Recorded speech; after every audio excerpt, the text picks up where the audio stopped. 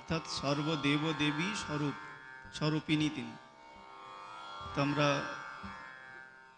দেখব তার দেবী সত্তা কখনো কখনো তার জীবনী থেকে নিজেই প্রকাশ করেছেন, ঠাকুর প্রকাশ করে গেছেন তার দেবী রূপের। তো সেখান থেকে কিছু ঘটনা আমরা আলোচনা করব, সেই সঙ্গে কিছু গান।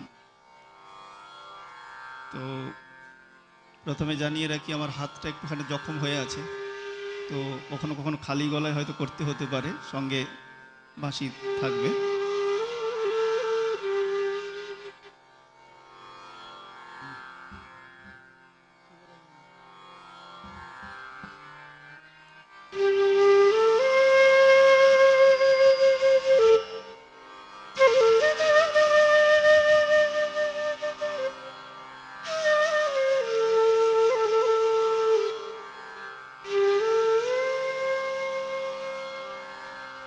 কেহ নাহি যার আছো তুমি তার, তব পথ চেয়ে থাকি।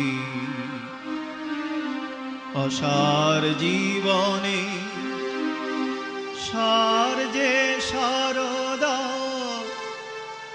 আমার দিও না ফাঁকি, আমারে দিও না ফাঁকি। কেহ নাহি যা আছো তুমি তার, তব পথ চেয়ে থাকি। অসার জীবনে সার যে সারদা, আমার দিও না ফাঁকি, আমারে দিও না ফাঁকি। কেহ নাহি যা আছো তুমি তার মা,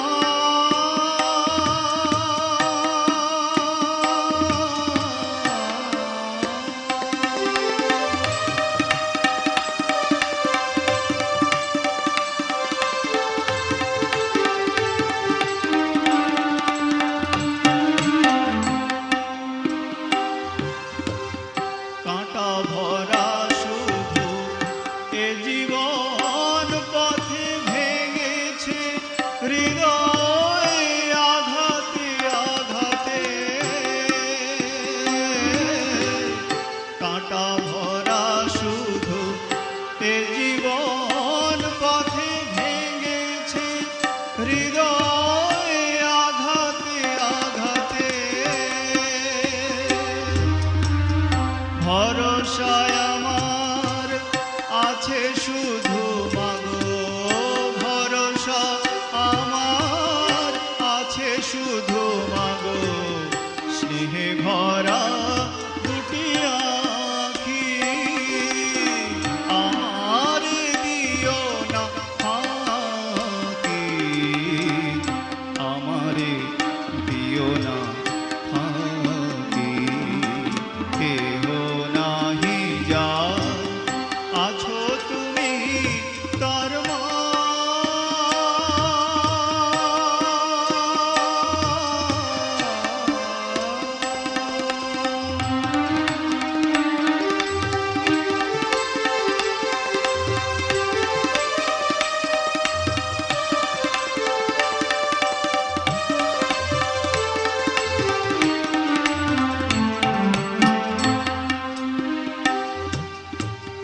দেবী কি মানবী চাহি না বুঝিতে তাপিত হৃদয়, চাহি গো জুড়াতে। দেবী কি মানবী চাহি না বুঝিতে তাপিত হৃদয়, চাহি গো জুড়াতে। অঞ্জলি মোর শুধু আঁখি ধারা, অঞ্জলি মোর শুধু আঁখি ধারা। মামা বলে ডাকি,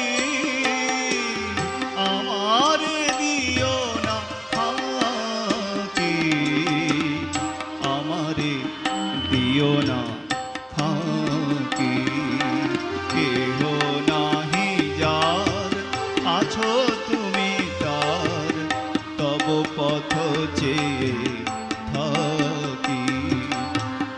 অসার জীবনে সার যে সারদা, আমার দিও না ফাঁকি, আমারে দিও না ফাঁকি। কেহ নাহি যার, আছো তুমি তার, কেহ নাহি যার, আছো তুমি তার, কেহ নাহি যার, আছো তুমি তার মা।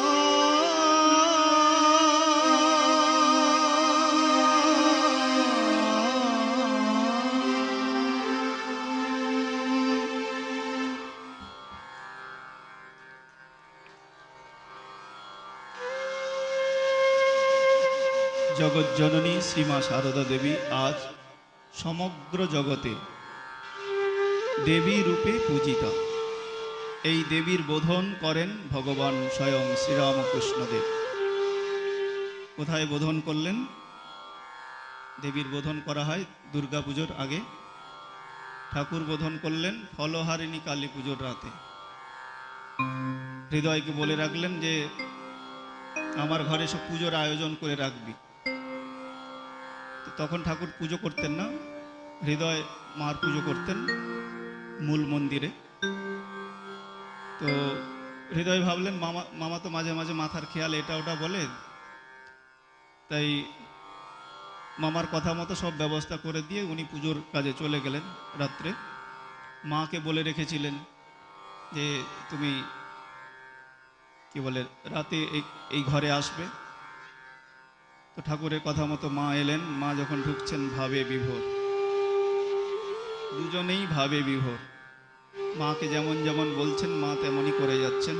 ঠাকুর অভিষেক করে মন্ত্র উচ্চারণ করে মাকে পুজো করলেন, মালা পরিয়ে মিষ্টি খাওয়ালেন। আর বলছেন কি, হে বালে, হে সর্বশক্তির অধীশ্বরী মাত, ত্রিপুরা সুন্দরী সিদ্ধিদ্বার উন্মুক্ত করো। ইহার শরীর মনকে পবিত্র করিয়া, ইহাতে আবির্ভূতা হইয়া সর্বকল্যাণ সাধন করো। যে তুমি এর মধ্যে আবির্ভূত হও, বোধন করছেন মাকে, মা ভবতারিণীকে, মা জগজ্জননীকে, মা সর্বদেবদেবী স্বরূপিণী মা শারদাকে যেন তিনি উদ্বোধিত করছেন, জাগরিত করছেন। কি বলছেন? হে বালে, হে সর্বশক্তির অধীশ্বরী মাত, ত্রিপুরা সুন্দরী সিদ্ধিদ্বার উন্মুক্ত করো। ইহার শরীর মনকে পবিত্র করিয়া, ইহাতে আবির্ভূতা হইয়া সর্বকল্যাণ সাধন করো। তারপর সমস্ত যত সাধনা করেছিলেন সেই সাধনার ফল এবং জপের মালা মার চরণে অর্পণ করে বলছেন কি, হে সর্বমঙ্গলের মঙ্গল স্বরূপে, হে সর্বকর্ম নিষ্পন্নকারিণী, হে শরণদায়িনী ত্রিনয়নী শিবগেহিনী গৌরী, হে নারায়ণী তোমাকে প্রণাম করি। মাকে এভাবে সর্বমঙ্গল মঙ্গলে আমরা প্রতিদিন করি, সেই মন্ত্র উচ্চারণ করলেন। মাকে সমস্ত সাধনার ফল তিনি অর্পণ করলেন মার শ্রীচরণে এবং সঙ্গে জপের মালা। ঠাকুরের পুজো গ্রহণ করা কি সাধারণ কারোর পক্ষে সম্ভব? সম্ভব নয়। এই জগতের ইতিহাসে বিরল ঘটনা, নিজ সহধর্মিণীকে এভাবে দেবী রূপে পূজা করলেন। শ্রীরাম কৃষ্ণ আরাধিতা দেবী, যুগ অবতার সঙ্গিনী, যুগ দেবতব জীবন দেবতা, শারদেশ্বরী রূপিণী, শারদেশ্বরী রূপিণী। শ্রীরাম কৃষ্ণ আরাধিতা দেবী, যুগ অবতার সঙ্গিনী। যুগ দেবতব জীবন দেবতা শারদেশ্বরী রূপিণী, শারদেশ্বরী রূপিণী। শ্রীরাম কৃষ্ণ আরাধিতা দেবী,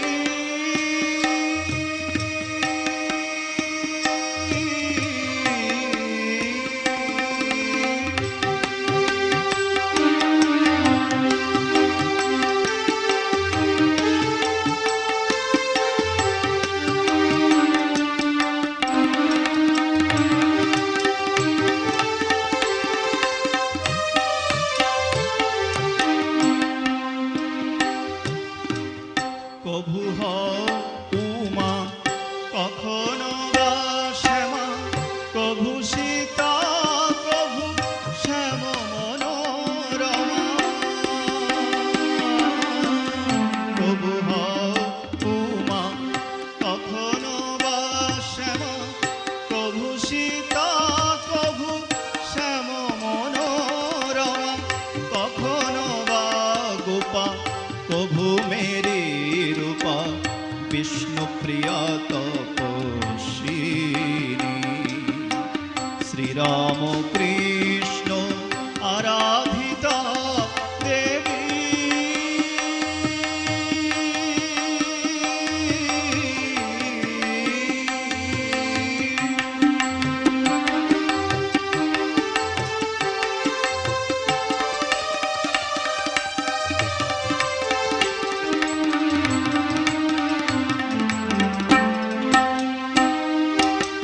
শ্রীরাম কৃষ্ণ পূজিলা তোমারে সর্বমঙ্গলা জানি। শ্রীরাম কৃষ্ণ পূজিলা তোমারে সর্বমঙ্গলা জানি। মা তুমি আবার শ্রীপদ তাহার হৃদে পুজো দিবা যামি। শ্রীরাম কৃষ্ণ আরাধিতা দেবী,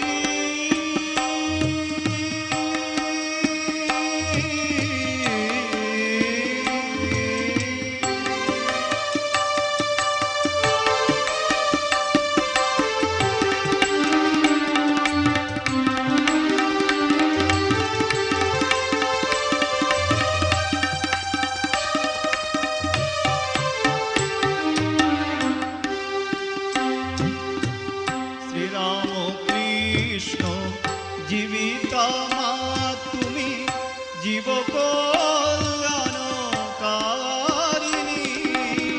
শ্রীরাম কৃষ্ণ জীবিতা মা তুমি জীব কল্যাণকারিণী। এক হয়ে দুই রূপে দেখা দিলে, নানা লীলা রূপ ধারিণী। এক হয়ে দুই রূপে দেখা দিলে, নানা লীলা রূপ ধারিণী।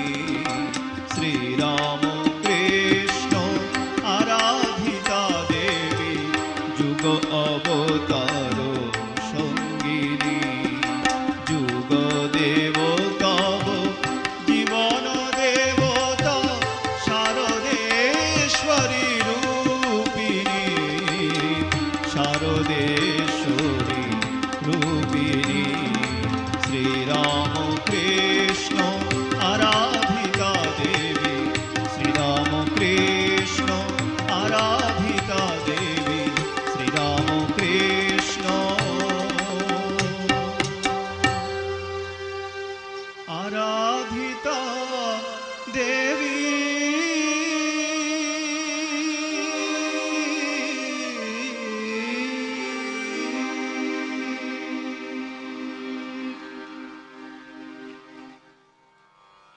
তারা নিজেদের পুজো নিজেরাই প্রচলন করে গেছেন।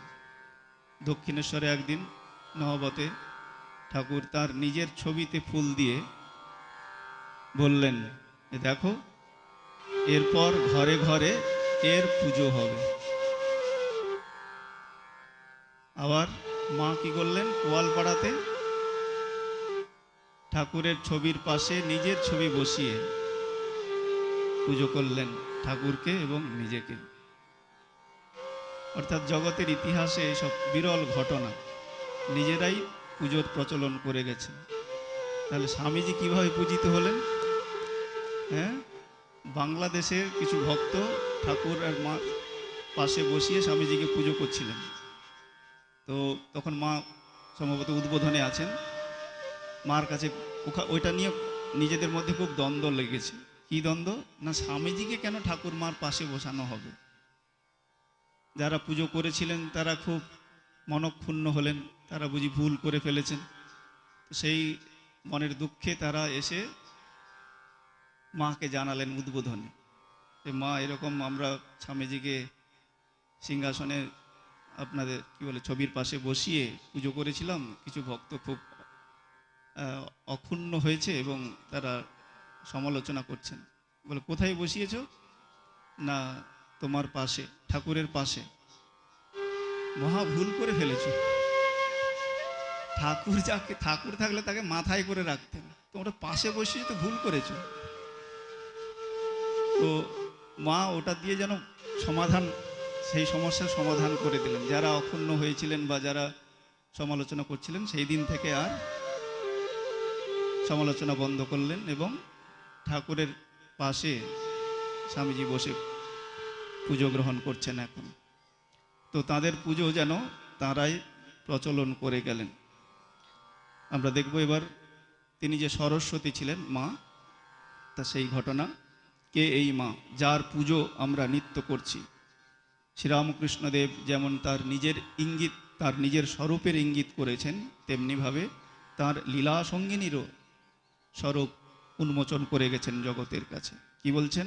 ও শারদা সরস্বতী জ্ঞান দিতে এসেছে, রূপ থাকলে পাছে অশুদ্ধ মনে দেখে লোকের অকল্যাণ হয়, তাই এবার রূপ ঢেকে এসেছে।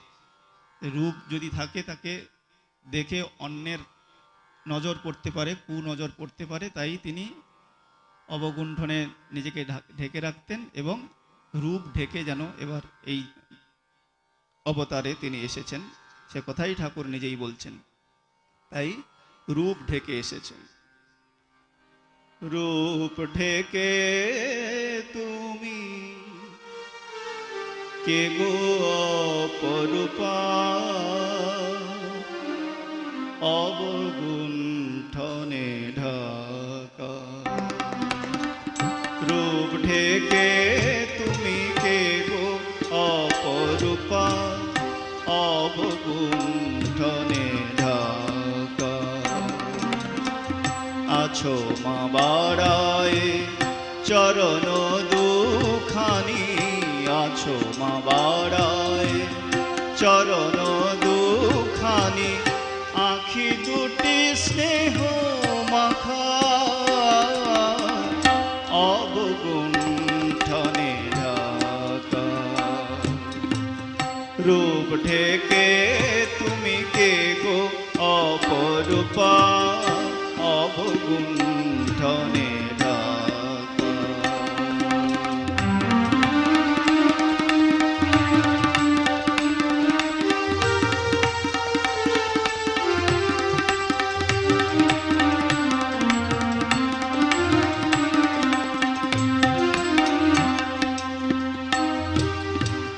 মা বলে ডাকিলে পারো না ফেরাতে, ধুলো কাদা ঝেড়ে কোলে তুলে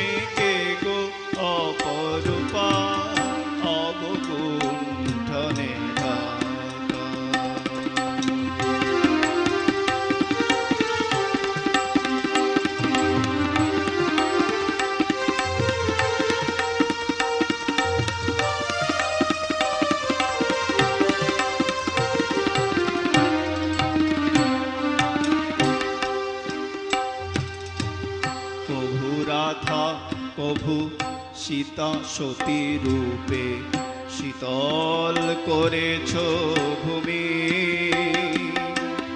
সারদা জ্ঞানদা এই যুগে মাগো তোমার তুলনা তুমি, তোমার তুলনা তুমি। নিয়েছি গো ঠাঁই তব পদতলে, বাড়ায়েছি হাত নেমা কোলে তুলে। মা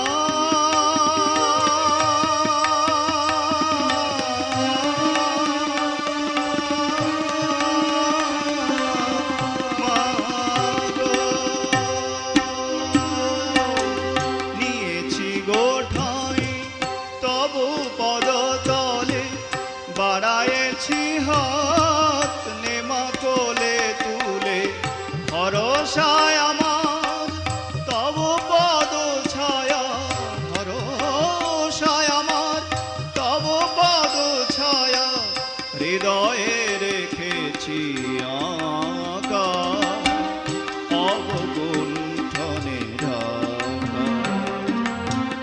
রূপ ঢেকে তুমি কে গো অপরূপা, অবগুণ্ঠনে ঢাকা। আছো মা বারায় চরণ দুখানি, আছো মা বারায় চরণ দুখানি। আঁখি দুটি স্নেহ মাখা অবগুণ্ঠনে ঢাকা।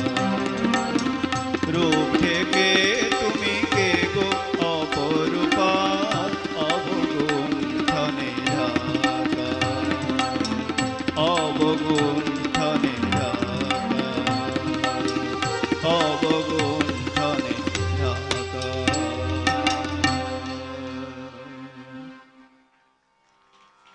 ঠাকুর অন্য সময় বলেছিলেন মা সম্পর্কে, কি বলছেন? ও জ্ঞানদায়িনী মহাবুদ্ধিমতী। আগে বললেন ও সরস্বতী, সেই সঙ্গে এটারও মিল আছে। ও জ্ঞানদায়িনী মহাবুদ্ধিমতী, ও কি যেসে ও আমার শক্তি। শক্তি আর কি বলে অগ্নি তার দাহিকা শক্তি যেমন অভিন্ন, ঠাকুর এবং মা তেমনি অভিন্ন। তার আগের গানে বললাম এক হয়ে দুই রূপে দেখা দিলে নানা লীলা রূপধারিণী। অর্থাৎ শক্তি হিসাবে তিনি তাকে গ্রহণ করলেন, স্বীকার করলেন। সেই নিজেই বলেছেন কথামৃতে, দেখবেন অগ্নি আর তার দাহিকা শক্তি যেমন অভিন্ন, আমরা মনে করি মা এবং ঠাকুর পয়সার এপিঠ ওপিঠ, তারাও অভিন্ন। বিদ্যা বিতরিতে এলো রে সারদা জ্ঞানদায়িনী, বিদ্যা বিতরিতে এলো রে সারদা জ্ঞানদায়িনী। রূপয়াবরী নারী দেহ ধরি, রূপয়াবরী নারী দেহ ধরি এলো রে করুণা রূপিণী। বিদ্যা বিতরিতে এলো রে সারদা জ্ঞানদায়িনী।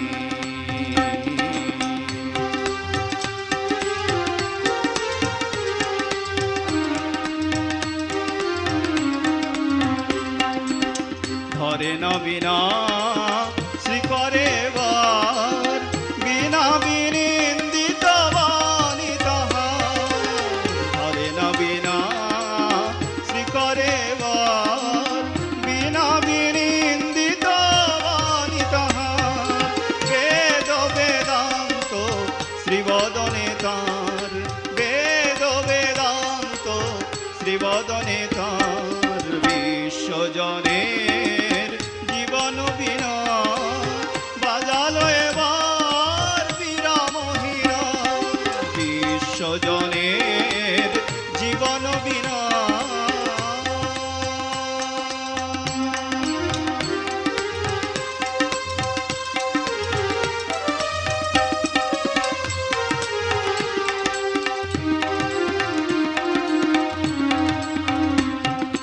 বিশ্বজনের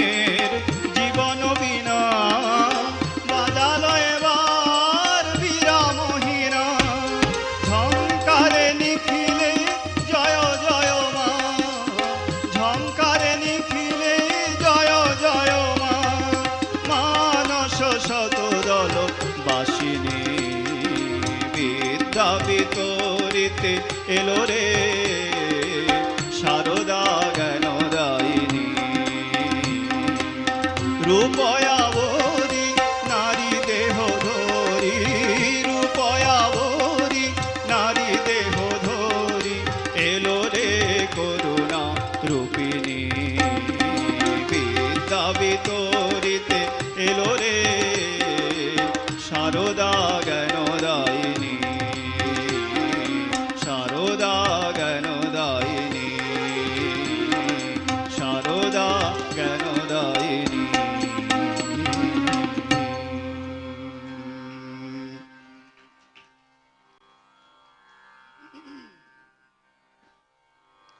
আমরা এবার দেখব ঠাকুর একদিন দক্ষিণেশ্বরে বিশ্রাম করছেন, মা তার পদসেবা করছেন। পদসেবা করতে করতে মাই প্রশ্ন করে বসলেন যে আমাকে তোমার কি বলে বোধ হয়। নিজেই ঠাকুরের কাছ থেকে জানতে চাইছেন বা শুনতে চাইছেন। ঠাকুর চিন্তা না করেই সঙ্গে সঙ্গে উত্তর দিলেন,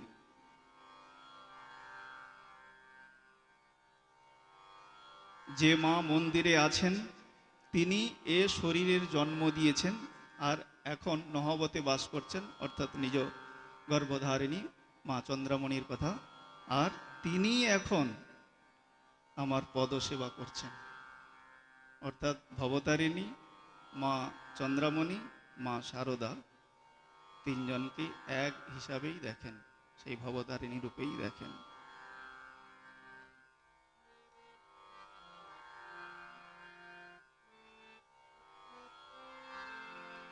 কে তুমি মা বলো না আমায়,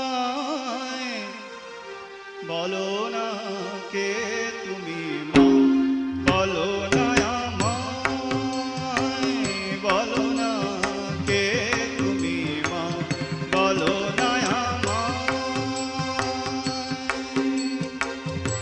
ভগবান পূজে কেন তব রাঙা পায়, ভগবান পূজে কেন তব রাঙা পায়। কি অপরূপ লীলা আজিয়ে ধরায়, কে তুমি মা বলো না আমায়, বলো না কে তুমি মা বলো না আমায়।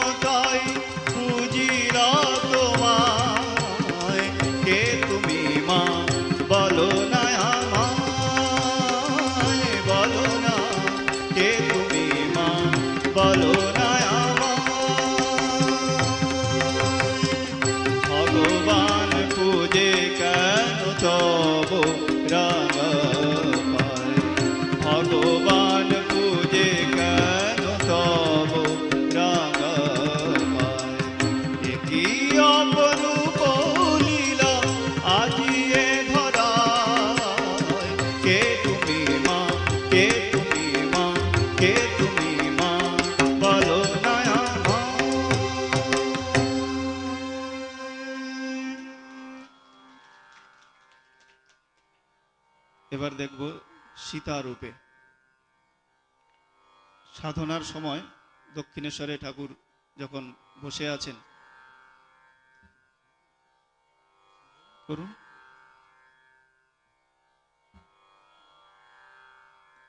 হ্যালো, সকলের কাছে ক্ষমা চেয়ে নিচ্ছি একটি বিশেষ ঘোষণার জন্য। উপস্থিত সকল ভক্ত ভক্তিমতী মায়েদের অনুরোধ করা হচ্ছে, সকল জুতো মন্দিরের চারিপাশে ছড়িয়ে ছিটিয়ে রাখবেন না। মন্দিরের বড় গেটের সামনে প্রেমানন্দ ভবনের ক্যাম্পাসে জুতা রাখার সুব্যবস্থা আছে, আপনারা সেখানেই জুতো রাখবেন। মন্দিরের চারিপাশে জুতো ছড়িয়ে ছিটিয়ে রাখবেন না, পবিত্রতা ভক্তিভাব নষ্ট হচ্ছে। এটা আমাদের সকলের কাছে রিকোয়েস্ট। অনুরোধ শেষ হলো। এবার দেখব সীতা রূপে। সাধনার সময় দক্ষিণেশ্বরে ঠাকুর বসে আছেন পঞ্চবটিতে, দেখছেন এক দেবী, বুঝতে পারছিলেন না তিনি কে। গঙ্গার দিক থেকে ধীরে ধীরে এগিয়ে আসছেন তার দিকে। তো একটি হনুমান খুব খুব শব্দ করে লাফ দিয়ে সেই দেবীর চরণে প্রণাম জানাচ্ছেন। আর ঠাকুরের ভেতর থেকে, অন্তর থেকে কেউ যেন বলছেন, জনম দুঃখিনী সীতা, জনম দুঃখিনী সীতা। তারপর সেই সীতা দেবী ঠাকুরের মধ্যেই এসে বিলীন হয়ে গেলেন। তো এর সঙ্গে, এই ঘটনার সঙ্গে কি সম্পর্ক মার? না, ওই সীতা দেবীর হাতে দেখেছিলেন ডায়মন্ড কাটা বালা। হ্যাঁ, ডায়মন্ড কাটা বালা দেখেছিলেন সীতা দেবীর হাতে। পরবর্তীকালে সেই রকম বালা তৈরি করে দিয়েছিলেন। হ্যাঁ, কার জন্য? হ্যাঁ, শুনতে পাচ্ছি না। মায়ের জন্য। শুনতে পাচ্ছিলাম, একটু জোরে করে শোনার জন্য বললাম। তো মায়ের জন্য তৈরি করেছে। মায়ের হাতে যে আমরা ছবিতে দেখি ডায়মন্ড কাটা বালা, সেটা ঠাকুরের দেওয়া। আর এরকমই বালা মার সীতা দেবীর হাতে দেখেছিলেন। তাই জন্য ওই রকম বালা তৈরি করিয়ে দিয়ে মাকে যখন দিচ্ছেন, বলছেন এর সঙ্গে আমার এই সম্বন্ধ। তো এই বালা কার হাতে দেখেছিলেন? সীতা মায়ের হাতে। এখন কাকে দিচ্ছেন? মা শারদাকে। অর্থাৎ সীতা আর শারদা এক, এ কথা যেন ইঙ্গিত করলেন। আর ছোটবেলায় মনে করুন, যখন জয়রামবাটি থেকে এলেন, হ্যাঁ, লাহাবাবুদের বাড়ি থেকে গয়না ধার করে কন্যাকে সাজিয়ে নিয়ে এলেন। 5 বছরের তখন বয়স। হ্যাঁ, তারপরে পরের দিন তো গয়না ফেরত দিতে হবে। তো মায়ের মা চিন্তায় পড়েছেন কি করে তার গা থেকে গয়না খুলবেন। তো অন্তর্যামী বুঝতে পেরেছেন, গদাই তখন, গদাধর মাকে গিয়ে বলছেন, মা কোনো চিন্তা করো না, আমি ঠিক খুলে নেব, খুলে তোমাকে দিয়ে দেবো, তুমি ফেরত দিয়ে আসবে। রাত্রিবেলা 5 বছর বয়স, একদম ঘুমে অঘোর, অঘোর ঘুমে একদম অচেতনের মতো। তো সেই সময় গা থেকে সব যা যা ধার করা গয়না সব লাহাবাবুদের খুলে নিয়ে মাকে দিয়ে দিয়েছে। তো চন্দ্রামণি তো ভাবলেন, যাক একটা সমস্যা থেকে সমাধান পেলাম। কিন্তু ভোরের বেলা উঠে যা অন্য সমস্যা তৈরি হলো। কি সমস্যা? ভোর থেকে উঠে দেখছে তার গায়ে গয়না নেই। বাস, কেঁদে কেঁদে কার কাছে যাবে? গদাইয়ের কাছে যাবে না, মার কাছেই গেছেন। আবার উপরন্তু আরেকটা সমস্যা হলো কি, গিয়ে কেঁদে কেঁদে বলছে আমার গায়ের গয়না কোথায় চলে গেছে। এই দেখাচ্ছে, এই হাতে ছিল, এখানে নেই, গলায় ছিল, নেই, বলছেন সব। কাঁদছেন মা, তখন মা চন্দ্রামণিও কাঁদছেন, দুজনেই কাঁদছেন। তাকে কোলে নিয়ে কত কি বুঝাচ্ছেন, বলছেন পরে গদাই তোমার জন্য অনেক গয়না, এর চেয়ে আরো ভালো ভালো গয়না তৈরি করিয়ে দেবেন। তিনি তো শুনেছেন না, মা ওইরকম করে তাকে থামিয়েছেন। তো একটুখানি শান্ত হলেন। আর হবিহ সেই সময় মায়ের সম্বন্ধে কাকা হয়, তিনি এসে হাজির হয়েছে। তিনি যেই হাজির হয়েছে তাকে সব বলে দিয়েছে। ছুটে গিয়ে দেখো আমার গায়ের গয়না সব খুলে নিয়েছে। যেই বলেছে তো অমনি কাকাও রেগে গেলেন, তাই নাকি, চলো এই বাড়িতে আর মেয়েকে রাখবো না। কোলে নিয়ে চলে যাচ্ছেন জয়রামবাটিতে। আরও একটা সমস্যায় পড়লেন মা চন্দ্রমণি। ওই একটা গয়না ফেরত দিতে গিয়ে পরপর পরপর সমস্যার জালে যেন জড়িয়ে পড়ছেন। কি করবেন?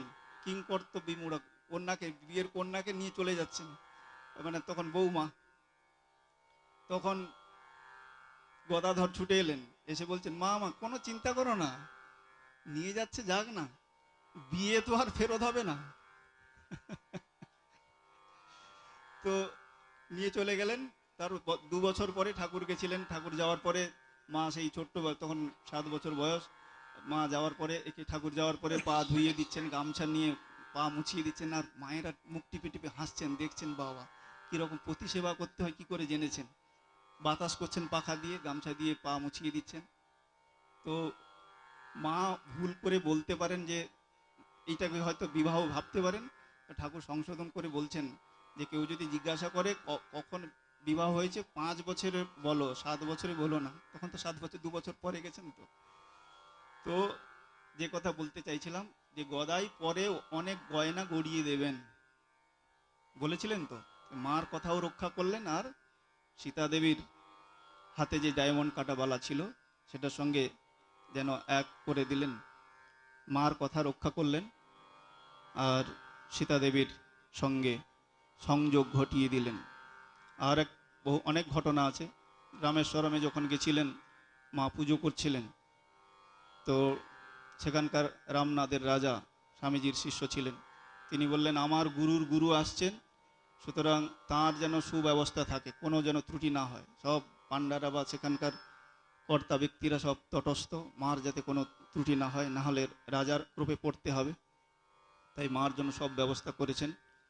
শশী মহারাজ মার জন্য 108 সোনার বেলপাতা করিয়েছিলেন, গঙ্গা জল নিয়ে গেছিলেন, ব্যবস্থা করেছিলেন মা পুজো করবেন। তো মার সঙ্গে অনেকে ছিলেন, কয়েকজন মাত্র ভেতরে ঢুকেছিলেন, ছোট্ট জায়গা। তো সেখানে মা যখন পুজো করছিলেন, ওই ঢাকাটা খুলে দেওয়া হলো। এমনি ঢাকা থাকে, তো যেই ঢাকা খুলে দেওয়া হলো, মা দেখে বলেছিলেন, যেমনটি রেখে গেছিলাম তেমনটি আছে। যেমনটি রেখে গেছিলাম মানে কখন কখন রেখে গেছিলেন? হ্যাঁ, ত্রেতা যুগে যখন রাবণ বধ করে ফিরে এলেন, রাবণ বধ করে মূল ভূখণ্ডে যখন ফিরে এলেন, রামচন্দ্রের মনে প্রচণ্ড গ্লানি হয়েছে যে অনেক অসুরদের বধ করেছি, এই গ্লানি, এই পাপ বোধ হচ্ছে, এর থেকে মুক্তির উপায় কি? তখন ঠিক করলেন শিব প্রতিষ্ঠা করবেন, শিব প্রতিষ্ঠা করে এই মনের গ্লানি দূর করবে। হনুমানজিকে পাঠালেন যে যাও শিবলিঙ্গ নিয়ে আসো। তিনি গেছেন কৈলাসে, বড় শিবলিঙ্গ খুঁজছেন। মনের, সে তো আর ছোটোখাটো নিয়ে আসবে না, বড় খুঁজছেন, মনের মতো হচ্ছে না। এদিকে দেরি হয়ে যাচ্ছে। আর সীতা মা তখন ওই বালির চরে বালি দিয়ে, ওই খেলার ছলে যেরকম করে না, দেখুন বালিতে গেলে আপনারাও করেন, অনেকে বালি দিয়ে নিজের নাম লেখেন বা কিছু মূর্তি তৈরি করেন। তো সীতামাও বালি দিয়ে মূর্তি, একটা শিবলিঙ্গ তৈরি করেছে। তো শুভক্ষণ অতিক্রান্ত হয়ে যাচ্ছে দেখে শ্রীরামচন্দ্র বললেন, হনুমান তো এখন আসছে না, তাহলে এই সীতার তৈরি করা যে বালির শিব, তাতেই অভিষেক করে মন্ত্র উচ্চারণ করে কি বলে পুজো করা হোক, প্রতিষ্ঠা করা হয়ে যাক। সব ব্যবস্থা ছিল, প্রতিষ্ঠা হয়ে গেল। প্রতিষ্ঠা হয়ে যাওয়ার পরে তখন দেখছেন মহাবীর জয় রাম করে বিশাল একটা শিব লিঙ্গ নিয়ে এসে হাজির। একটা না, দুটো নিয়ে এসেছিলেন। তো তখন এসেই দেখছি যে সব তো প্রতিষ্ঠা হয়ে গেছে। তখন একটুখানি মনে মনে প্রভুর উপর অক্ষুণ্ণ হলেন যে আমাকে শিব আনতে পাঠিয়ে এখানে সব হয়ে গেল। তখন রামচন্দ্র বুঝতে পেরেছেন, বলছেন, সে দাঁড়াও, তোমার মনের যখন এত হয়েছে, তুমি এই শিবটাকে ভেঙে দাও, তোমার শিব প্রতিষ্ঠা করে দাও। তখন হনুমান অনেকবার চেষ্টা করলেন, যা আমরা পাই পুরাণে, যে কিছুতেই সেই শিবকে ভাঙতে পারলেন। বালির তৈরি শিব, বলেন যে এরকম তার লেজে আরো বেশি শক্তি, লেজে জড়িয়ে সেটা টানার চেষ্টা করেছিলেন, তাতেও হয়নি। জ্যোতির্লিঙ্গ, দ্বাদশ জ্যোতির্লিঙ্গের মধ্যে অন্যতম রামেশ্বরম জ্যোতির্লিঙ্গ। ঠাকুরের বাবা গেছিলেন দর্শন করতে। তো এই হচ্ছে মূল ঘটনা। তো তারপর শ্রীরামচন্দ্র বললেন, বৎস তুমি যখন শিবলিঙ্গ এনেছো, তোমার শিব প্রতিষ্ঠা হবে বলে তার পাশেই শিব প্রতিষ্ঠা করলেন। এখন যদি যান দেখবেন ওই মূল শিব মন্দিরের পাশে আরেকটা শিব মন্দির আছে, সেখানে বড় হনুমানের আনা শিব প্রতিষ্ঠা করা হয়ে আছে। আর বলেছিলেন যে ওই মূল মন্দিরে শিব পূজার আগে এই শিব আগে পুজো হবে, অর্থাৎ তোমার আনা শিব পুজো পুজো করা হবে, অর্থাৎ সেক্রেটারি তো, তাই না, তার সব কাজে সংকট মোচন বলা হয়, তাকে একটু খুশি করতে হবে তো, তাই কি করলেন, যে তোমার শিব আগে পুজো হবে, তারপর বিধান দিয়ে গেলেন, তারপর ওই শিব পুজো হবে, এবং সেই রীতি চলে আসছে। এবং মূল পূর্ব দিকের যে গেট, সেই গেটের কাছে আরেকটি শিব, দুটো নিয়ে এসেছিল বললাম, আরেকটি গণেশের মন্দির আছে, সেখানে ওই আরেকটি শিব প্রতিষ্ঠা করা হয়ে আছে। এই হচ্ছে মূল ঘটনা। তাহলে কেন সীতা দেবী বলা হচ্ছে, এই ঘটনা থেকে আমরা বুঝতে পারি যে যেমনটি রেখে গিয়েছিলাম তেমনটি আছে। रघुपति राघव राजा राम पतित पावन सीताराम। रघुपति राघव राजा राम पतित पावन सीताराम। ईश्वर अल्लाह तेरो नाम सबको सम्मति दे भगवान। ईश्वर अल्लाह तेरो नाम सबको सम्मति दे भगवान। रघुपति राघव राजा राम पतित पावन सीताराम।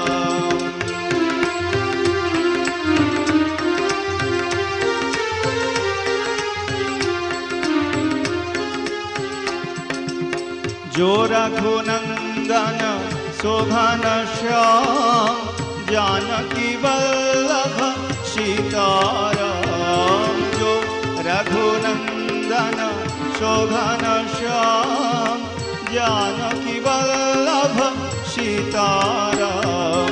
रघुपति राघव राजा राम पतित पावन सीताराम।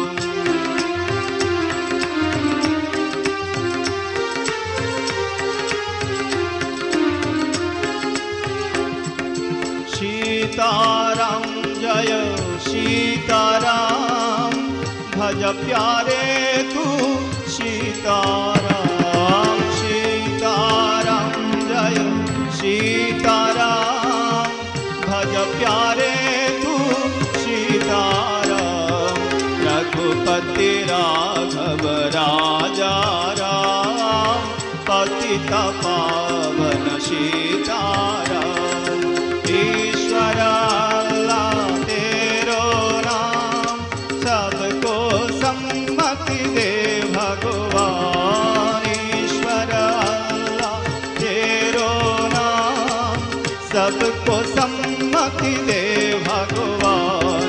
रघुपति राघव राजा राम पतित पावन सीताराम। सीताराम सीताराम सीताराम सीताराम सीताराम सीताराम सीताराम सीताराम सीताराम सीताराम सीताराम सीताराम सीताराम सीताराम सीताराम सीताराम सीताराम सीताराम सीताराम जय सीताराम।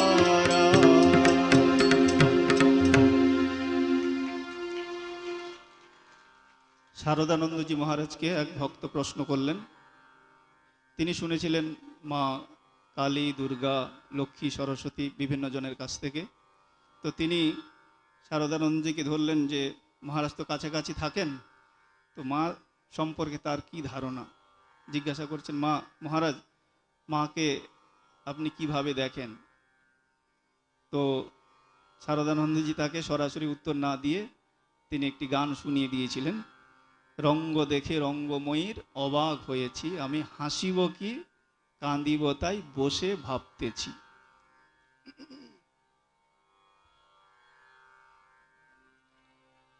আমি হাসিব কি কাঁদিব তাই। বসে ভাবতেছি রঙ্গ দেখে রঙ্গময়ীর অবাক হয়েছি, রঙ্গ দেখে রঙ্গময়ীর অবাক হয়েছি। আমি হাসিব কি কাঁদিব তাই, আমি হাসিব কি কাঁদিব তাই। বসে ভাবতেছি রঙ্গ দেখে রঙ্গময়ীর অবাক হয়েছি, রঙ্গ দেখে রঙ্গময়ীর অবাক হয়েছি।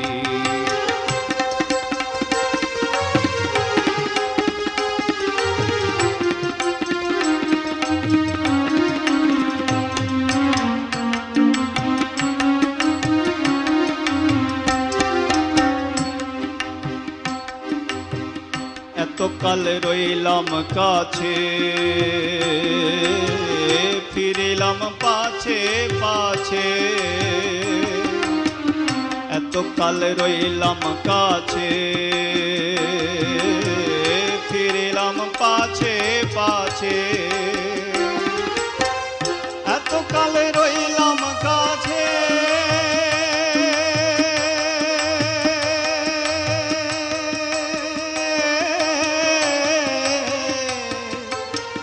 ফিরিলাম পাছে পাছে। এতকাল রইলাম কাছে,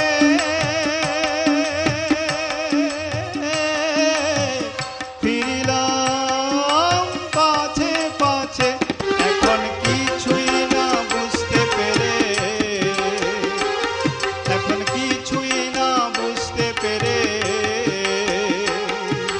হার মেনেছি। রঙ্গ দেখে রঙ্গময়ীর অবাক হয়েছি, রঙ্গ দেখে রঙ্গময়ীর অবাক হয়েছি।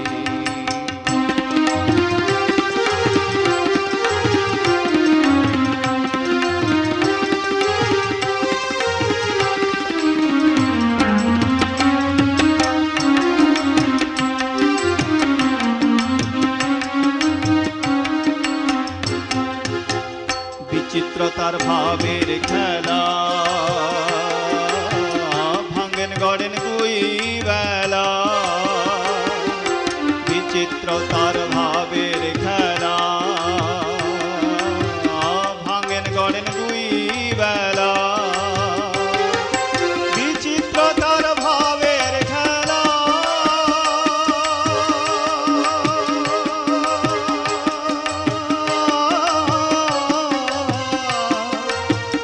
ভাঙেন গড়ে দুই বেলা। ও ভাই ঠিক যেন, ও ভাই ঠিক যেন ছেলে খেলা, ও ভাই ঠিক যেন ছেলে খেলা।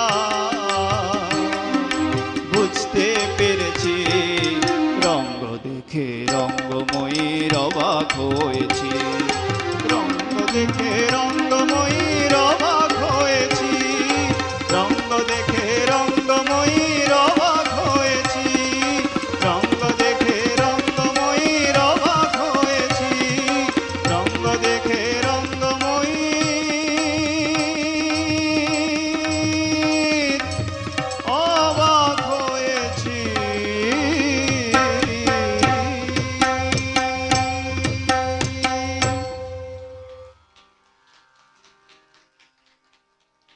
এবার দেখব তিনি যে রাধারানী ছিলেন। ঠাকুর বলছেন একদিন সারদা প্রসন্নকে মন্ত্র দীক্ষা নেওয়ার জন্য মায়ের কাছে পাঠাচ্ছেন ঠাকুর। কি বলছেন? অনন্ত রাধার মায়া কহনে না যায়, কোটি কৃষ্ণ কোটি রাম হয় যায় রয়। এই উক্তি দিয়ে ঠাকুর বুঝিয়ে দিলেন নিজেকে শ্রীকৃষ্ণ এবং মাকে রাধা রূপেই। একদিন গৌরী মা এসছেন দক্ষিণেশ্বরে, ঠাকুরের সঙ্গে দেখা করে নহবতে গেছেন। ঠাকুর তখন পঞ্চবটির দিক থেকে আসছেন। তো পঞ্চবটির দিক থেকে এসে নিজের ঘরে যখন যাচ্ছেন পাশ দিয়ে, নহবতের পাশ দিয়ে, দেখছেন গৌরীমা মার সাথে কথা বলছেন। এগিয়ে গেলেন, এগিয়ে গিয়ে গৌরী মাকে বলছেন নিজেকে দেখিয়ে বলছে, তুমি কাকে বেশি ভালোবাসো? মাকে দেখিয়ে আর নিজেকে দেখিয়ে বলছেন, ওকে না আমাকে, মানে নিজেকে দেখিয়ে বলছেন একে। তো গৌরীমা খুব বুদ্ধিমতী ছিলেন, তিনি সরাসরি উত্তর দিলেন না, তিনিও একটি গানের কলি শুনিয়ে দিলেন। কি না, যখন সবাই বিপদে পড়ে বলে হে মধুসূদন আমায় রক্ষা করো, যখন সবাই বিপদে পড়ে তখন কাকে ডাকে? মধুসূদনকে ডাকে, হে মধুসূদন রক্ষা করো। কিন্তু তুমি যখন বিপদে পড়ো, তুমি যখন বিপদে পড়ো তখন তোমার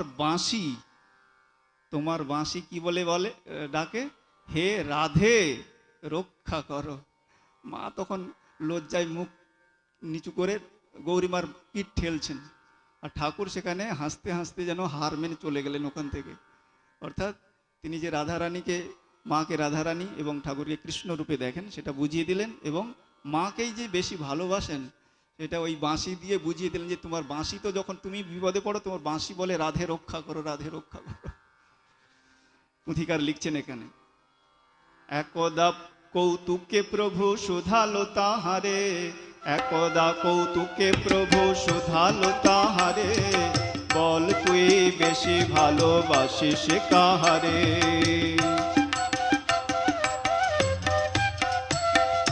রঙ্গময়ী গৌরী মাতা না দিয়া উত্তর, রঙ্গময়ী গৌরী মাতা না দিয়া উত্তর, গান ধরে সেই কন্যা তথা অতঃপর।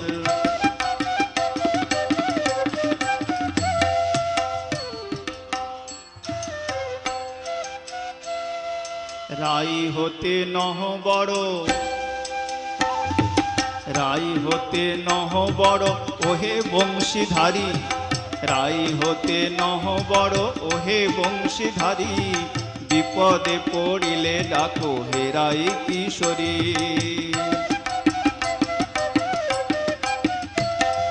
গৌরীমার হাত চাপে শ্রীমাতা লজ্জায়, গৌরীমার হাত চাপে শ্রীমাতা লজ্জায়, শ্রীপ্রভু মানিয়াহার হেসে চলে যায়, শ্রীপ্রভু মানিয়াহার হেসে চলে যায়।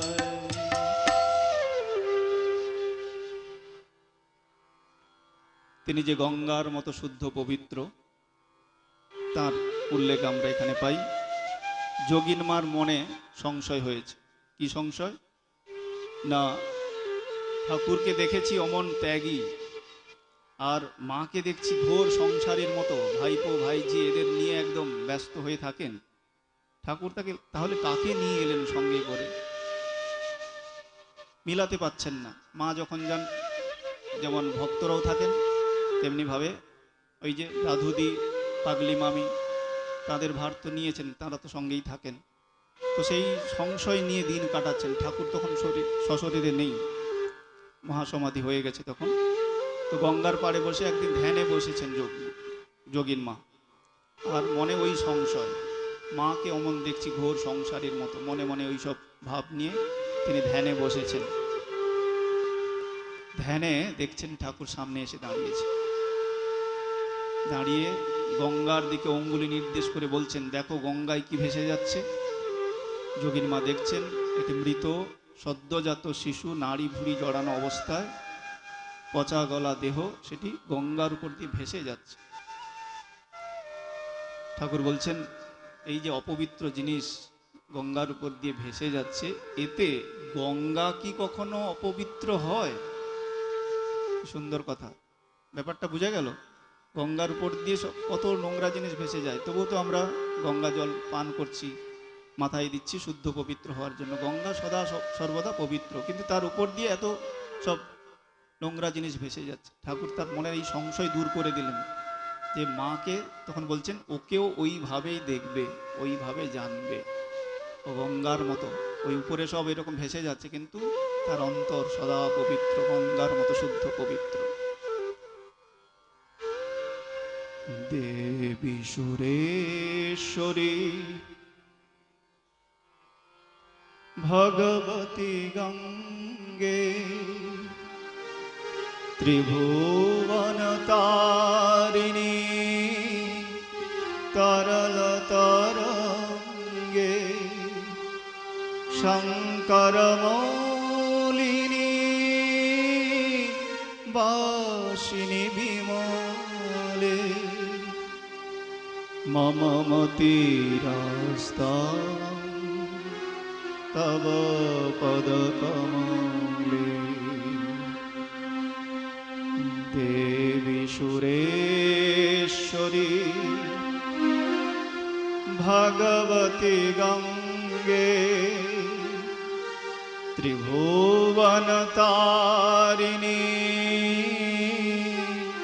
তরলতরঙ্গে শঙ্করমৌলিনী বাসিনী বিমলে মম মতিরস্তাং তব পদকমলে মম মতিরস্তাং তব পদকমলে।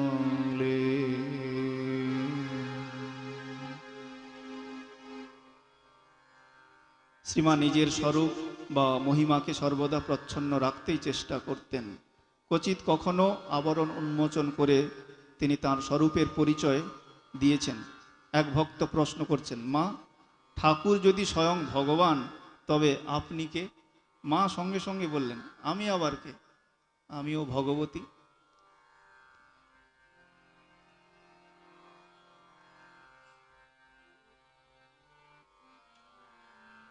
আলতারাঙ্গা দুটি পায় রাঙা জবা শোভা পায়, পতি রাম কৃষ্ণ ঠাকুর পূজিল মা তোমায়।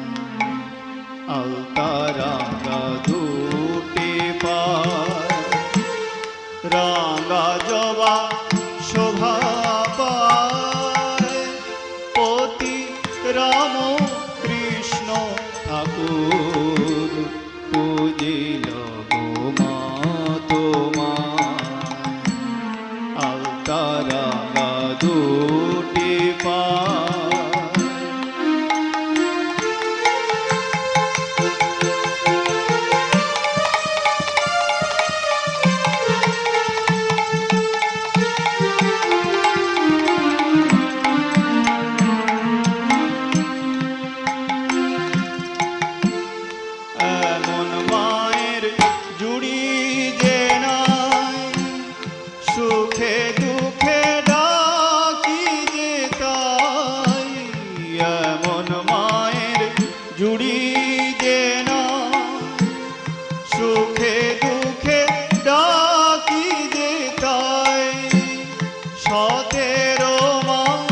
সতেরো মা তোমার স্নেহ প্রাণ জুড়ায়।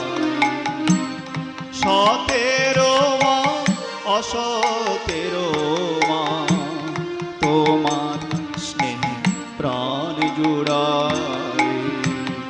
আলতারাঙ্গা দুটি পায় রাঙা জবা শোভা পায়, পতি রাম কৃষ্ণ ঠাকুর পূজিল মা তোমায়।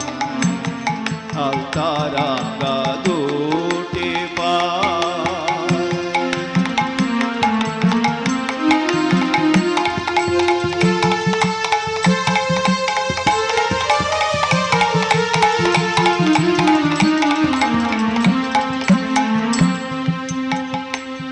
ভুলে তো যাবে ছেলে মা,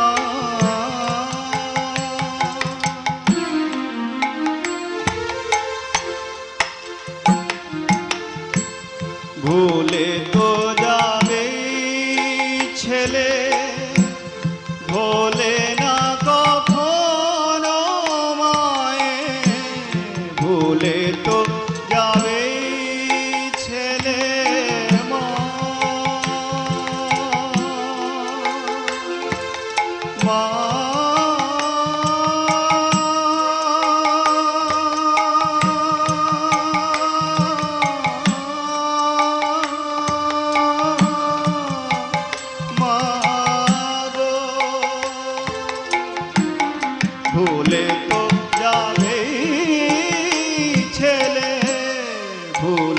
তো যাবে ছেলে, ভোলে না কখনো মায়ে, কৃপা করে শেষের দিনে কোলে তুলে নিও আমায়, কৃপা করে শেষের দিনে কোলে তুলে নিও আমায়। আলতা রাঙা দুটি পায়, রাঙা জবা শোভা পায়, অতি রাম কৃষ্ণ ঠাকুর পূজিল মা তোমায়, পূজিল মা তোমায়, পূজিল মা তোমায়।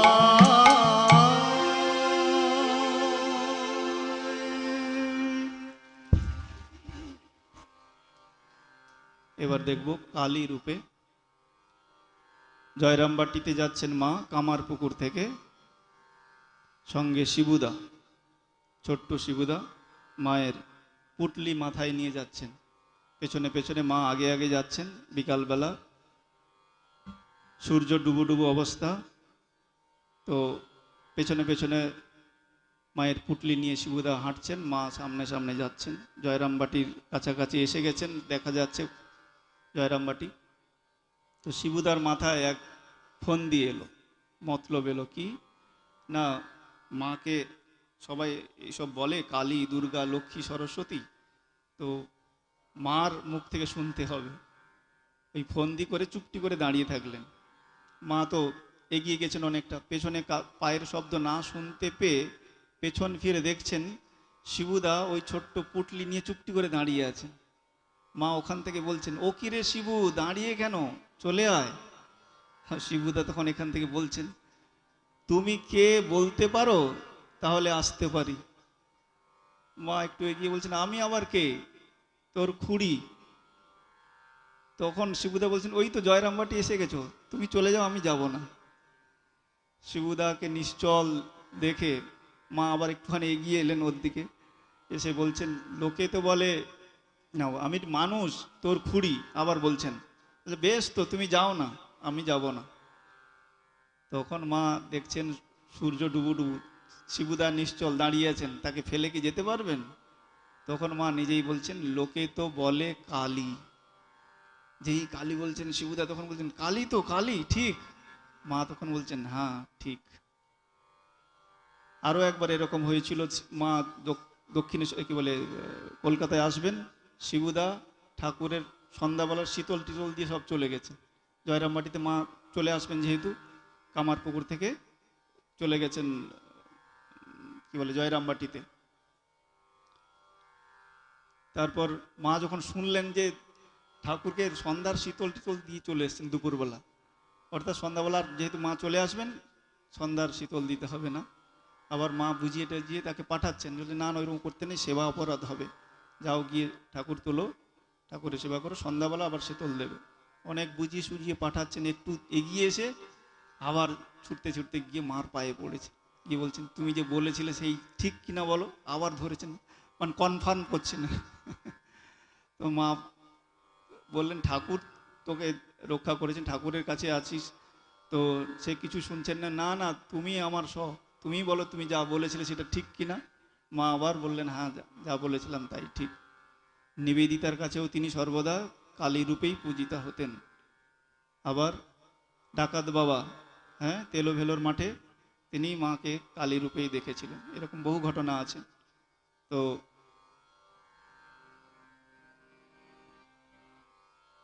কত খেলা খেলছো মাগো, সধাম থেকে নেমে এসে, রাজ রাজেশ্বরী হয়ে থাকলে কাঙালিনীর বেশে। কত খেলা খেলছো মাগো, সধাম থেকে নেমে এসে, রাজরাজেশ্বরী হয়ে থাকলে কাঙালিনীর বেশে, রাজরাজেশ্বরী হয়ে থাকলে কাঙালিনীর বেশে, কত খেলা খেলছো মাগো, কত খেলা খেলছো মাগো।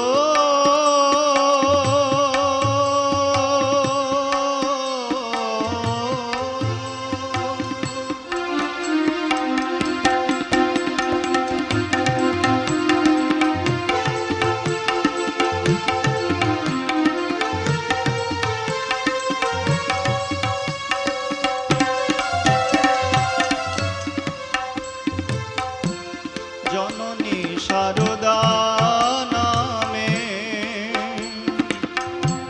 জননী শারদা নামে ধরা দিলে ধরা ধামে এসে, আবার অষ্ট সখী লয়ে মাগো করলে খেলা হেসে হেসে। মা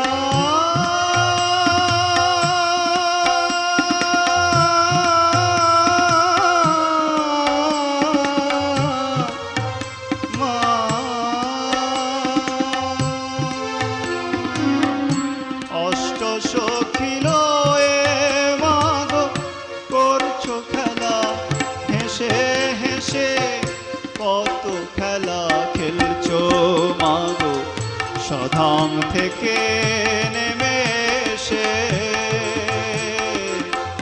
রাজরাজেশ্বরী হয়ে থাকলে কাঙালিনীর বেশে, কত খেলা খেলছো মাগো।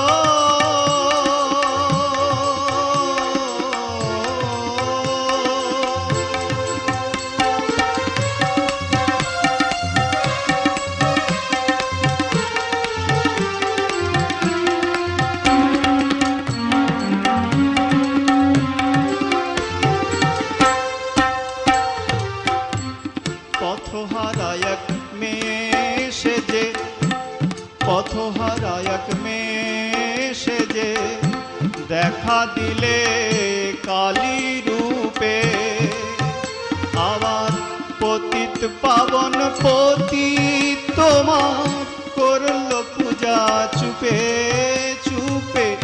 পতিত পাবন পতিত তোমার করল পূজা চুপে চুপে। মা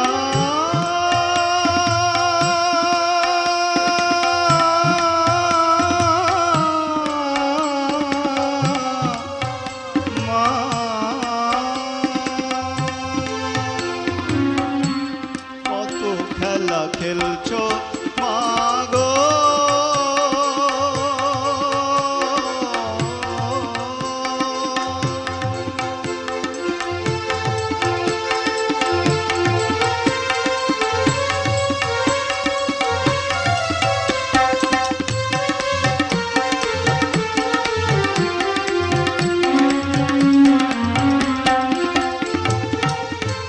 কে তোমার চিনতে পারে, কে তোমার চিনতে পারে, তুমি নাচি নালে পরে। কে তোমার চিনতে পারে, কে তোমার চিনতে পারে, তুমি নাচি নালে পরে। একটু কৃপা করো মাগো দাঁড়িয়ে এসে দিনের শেষে।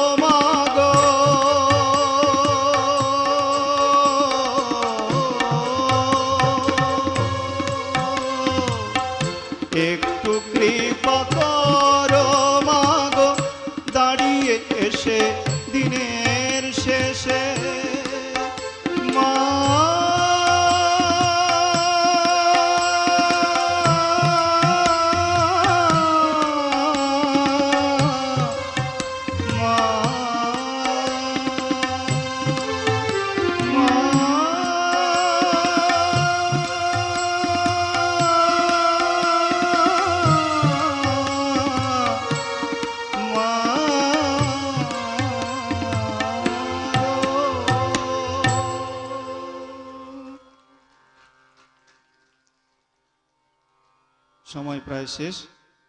তো রাজা মহারাজের সেই বিখ্যাত গান, কি গান? হ্যাঁ, শঙ্করী চরণ। বাহ, সব মুখস্থ হয়ে গেছে দেখছি।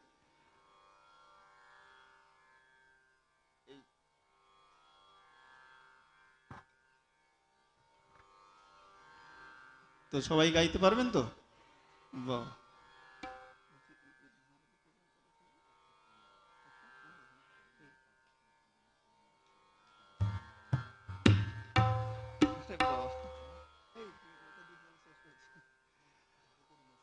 ও মহারাজ এসে বলছেন যেখানে মায়ের নাম কানে কানে বলছেন, যেখানে মায়ের নাম। আচ্ছা, তাহলে দুটো করেই শেষ করছি।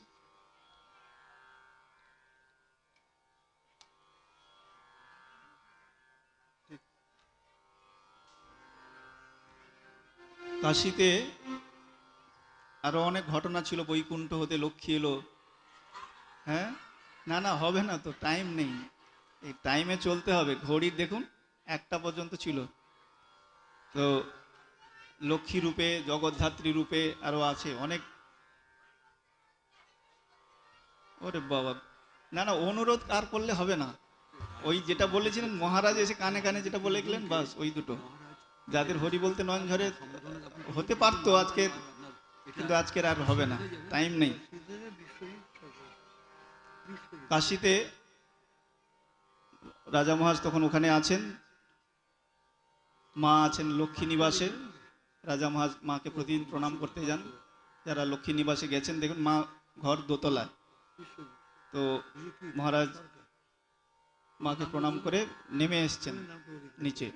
তো হঠাৎ মা গোলাপ মাকে জিজ্ঞাসা করলেন, গোলাপ, রাখালকে বলো যে কেন আগে শক্তির পুজো করতে হয়।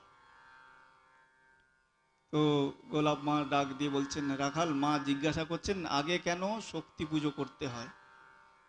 ভেবে চিনতে বলেছেন তা নয়, সঙ্গে সঙ্গে রাজা মহারাজ বলছেন যে মার হাতে যে ব্রহ্মজ্ঞানের চাবিকাঠি, ব্রহ্মজ্ঞান কে দেবেন? চাবিকাঠি তার হাতে। তিনি কৃপা করে যদি চাবি খুলে দেন তবে সেই ব্রহ্মজ্ঞান লাভ করা যাবে। সুতরাং তার কাছে যেহেতু, তার হাতে যেহেতু ব্রহ্মজ্ঞানের চাবিকাঠি, তাই শক্তি পুজো আগে করতে হয় বলে নিজেই ভাবের আবেগে বাউল সুরে এই গানটি ধরলেন যে শঙ্করী চরণে মন মগ্ন হয়ে রওরে। মগ্ন হয়ে রে মন। বাচ্চা ছেলের মতো গাইছেন, আবার নৃত্য করছেন। গান শেষে মাকে প্রণাম করে ওখান থেকে আবার চলে গেলেন। মগ্ন হয়ে রে মন, ভোলা মন মগ্ন হয়ে রে মন, সব যন্ত্রণা এড়াও রে। শঙ্করী চরণে মন মগ্ন হয়ে রে, শঙ্করী চরণে মন মগ্ন হয়ে রে।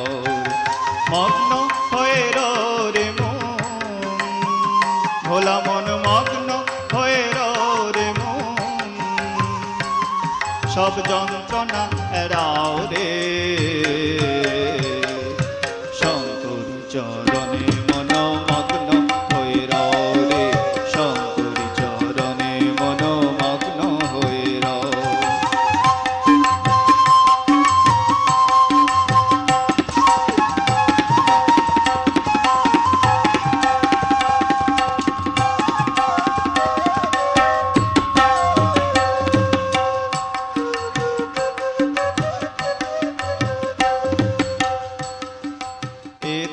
সংসার মিছে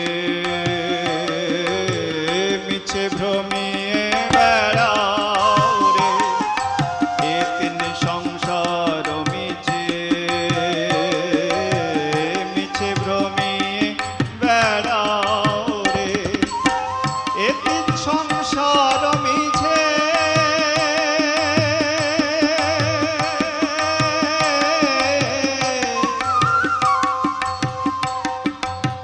মিছে ভ্রমিয়ে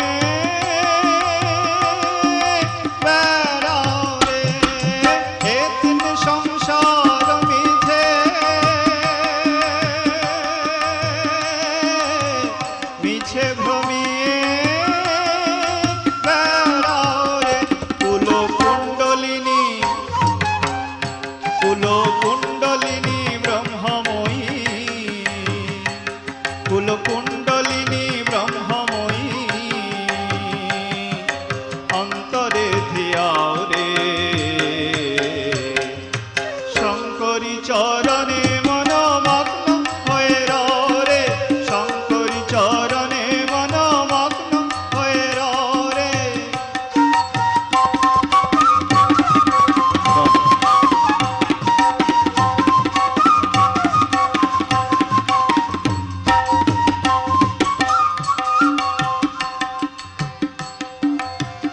কমলাকান্তের বাণী শ্যামা মায়ের গুণ গাও রে, কমলাকান্তের বাণী শ্যামা মায়ের গুণ গাও রে, কমলাকান্তের বাণী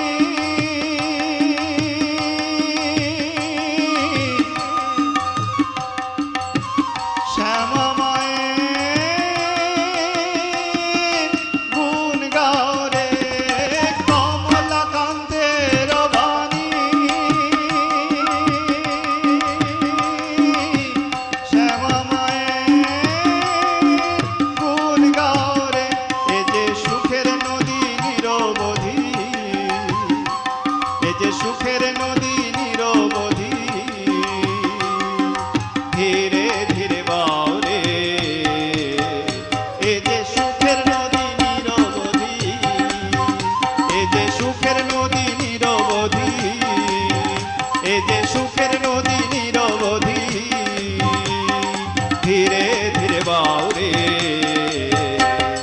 শঙ্করী চরণে মনোমগ্ন হয়ে রও রে, শঙ্করী চরণে মনোমগ্ন হয়ে রও রে, মগ্ন হয়ে রও রে মন, ভোলা মন মগ্ন হয়ে রও রে মন, সব যন্ত্রণা এড়াও রে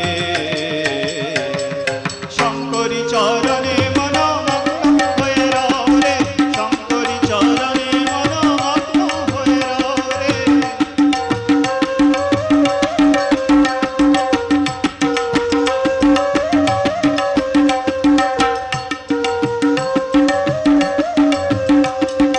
কমলাকান্তের বাণী শ্যামা মায়ের গুণ গাও রে, এ তিন সংসার মিছে, মিছে ভ্রমিয়ে বেড়াও রে, এ তিন সংসার মিছে,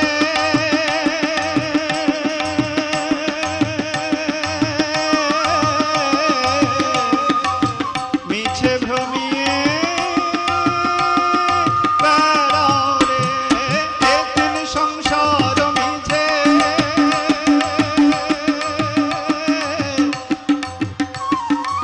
মিছে ভ্রমিয়ে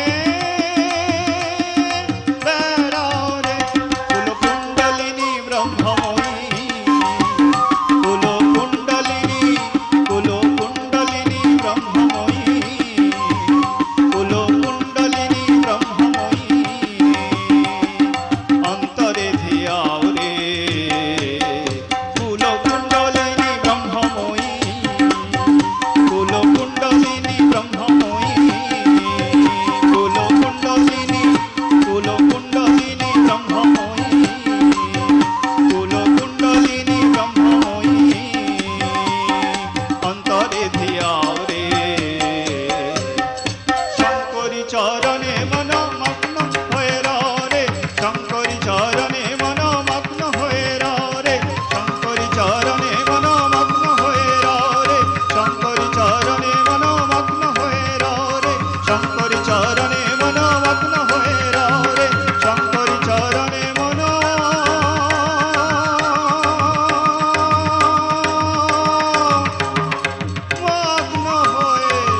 রও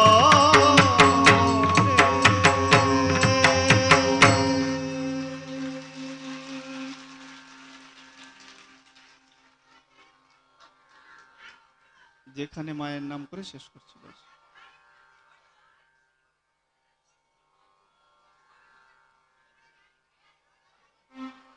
আর একটু পরে গান আছে, পরে মহারাজ আরেকজন মহারাজ করবেন। সবাই আমরা একসঙ্গে করতে পারি।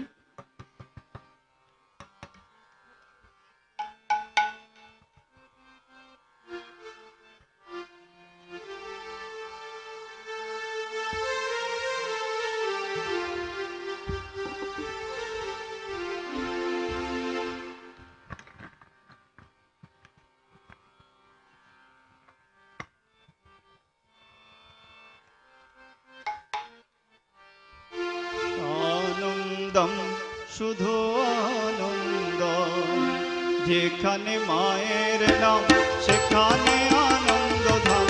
আনন্দম শুধু আনন্দ, যেখানে মায়ের নাম সেখানে আনন্দ ধাম।